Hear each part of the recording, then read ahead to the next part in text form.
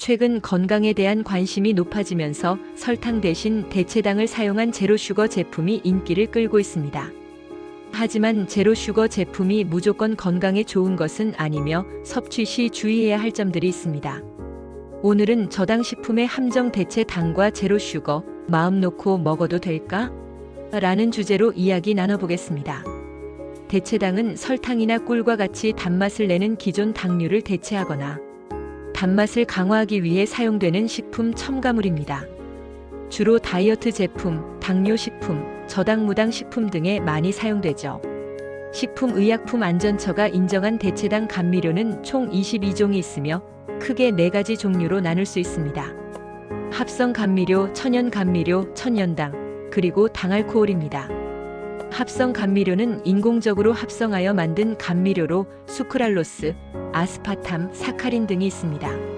설탕보다 수백 배의 단맛을 내므로 주로 가공식품의 원재료로 활용됩니다. 천연 감미료는 식물의 잎 등에서 추출한 감미료로 스테비아, 알룰로스, 자일로스 등이 있습니다.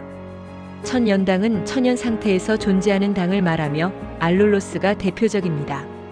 당알코올은 당을 알코올로 변형시켜 만든 감미료로 말티톨, 소르비톨, 에리스리톨 등이 있습니다. 그렇다면 대체당은 어떤 장점이 있을까요? 첫째, 혈당 조절에 도움이 됩니다.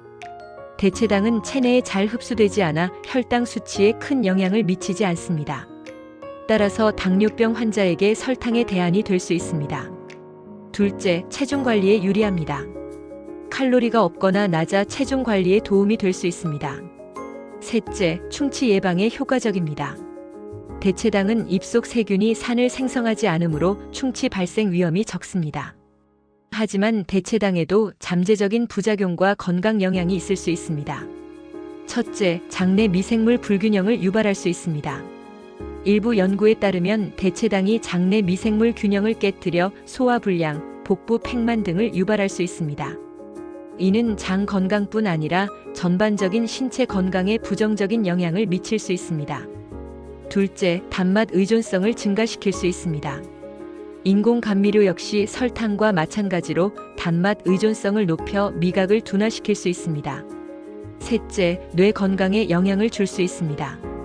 일부 연구에서는 제로 슈거 음료의 섭취가 장기적으로 인지 기능 저하 위험을 높일 수 있다는 결과가 나왔습니다. 넷째, 식욕을 증가시킬 수 있습니다. 인공 감미료가 혀는 뇌에 단맛의 정보를 전달하지만 실제 당분 공급이 없어 공복감이 해소되지 않아 식욕을 촉진할 수 있다는 연구도 있습니다. 다섯째, 심혈관 질환 위험을 증가시킬 수 있습니다. 일부 연구에서는 대체당 섭취가 심혈관 질환 위험을 높일 수 있다는 결과가 있습니다. 여섯째, 소화기 부작용을 일으킬 수 있습니다. 알룰로스는 설사, 복부 팽만, 복통 등을 유발할 수 있으며 당알코올 말티톨, 소르비톨, 에리스리톨을 다량 섭취할 경우 설사를 유발할 수 있습니다. 마지막으로 특정 질환자는 섭취에 주의해야 합니다. 페닐케톤요증 환자는 아스파탐 섭취를 피해야 하며 신장 기능 장애 환자는 인산이 포함된 감미료를 자제해야 합니다. 그렇다면 대체당 종류별 특징과 주의사항은 무엇일까요? 먼저 아스파탐은 설탕보다 200배 단맛을 내며 1g당 4kcal의 열량을 가지고 있습니다. 페닐케톤요증 환자는 섭취를 피해야 합니다. 국제암연구소 IARC에서 인체 발암 가능 물질 2비군으로 분류되어 논란이 있었으나 일일 섭취 허용량 체중 1kg당 40mg이 안전하다고 평가되었습니다. 수크랄로스는 설탕보다 600배 단맛을 내며 칼로리는 0kcal입니다. 하지만 고등수생 식물의 생육을 억제하는 등 환경에 악영향을 미칠 수 있습니다. 사카린은 설탕보다 300배 단맛을 내며 한때 발암물질로 알려졌으나 인체에 무해하다는 결론이 나왔습니다. 일일 섭취 허용량은 1kg당 5mg입니다. 스테비아는 설탕보다 300에서 900배 단맛을 내며 칼로리는 0kcal입니다. 과다 섭취 시 이뇨작용을 일으키고 혈당을 낮출 수 있습니다. 세계보건기구 WHO가 제시하는 하루 최대 권장 섭취량은 체중 1kg당 4mg입니다. 알룰로스는 설탕의 70% 수준의 단맛을 내며 1g당 0.2에서 0.3kcal의 열량을 가지고 있습니다. 98% 이상 몸에 흡수되지 않고 배출되어 혈당 상승을 억제하고 다이어트에 이롭다는 연구 결과가 있습니다. 하지만 일부 사람에게 설사, 복부팽만, 복통 등 소화기 부작용을 일으킬 수 있습니다. 에리스리톨은 당알코올의 일종으로 다량 섭취 시 복통, 설사 유발 가능성이 있습니다. 제로 슈거 제품 섭취 시 주의사항도 꼼꼼히 살펴봐야 합니다. 첫째, 적당량을 섭취해야 합니다.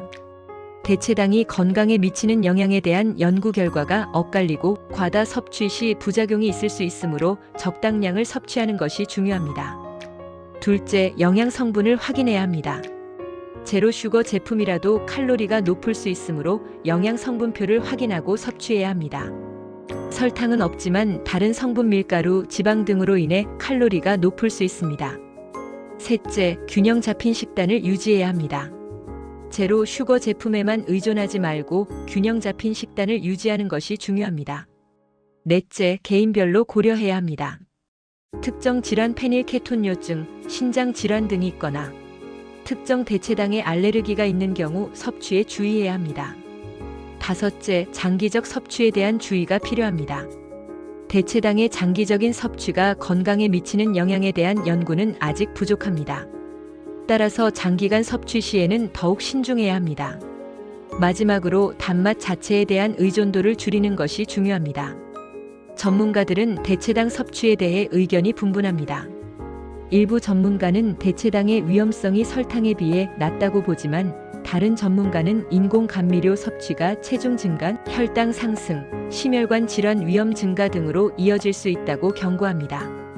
대한당뇨병학회에서도 당뇨병 환자에게 대체당 섭취를 권장하지 않습니다. 결론적으로 제로 슈거 제품 섭취 시 맹신은 금물이며 꼼꼼히 확인하고 적당량을 섭취하는 것이 중요합니다.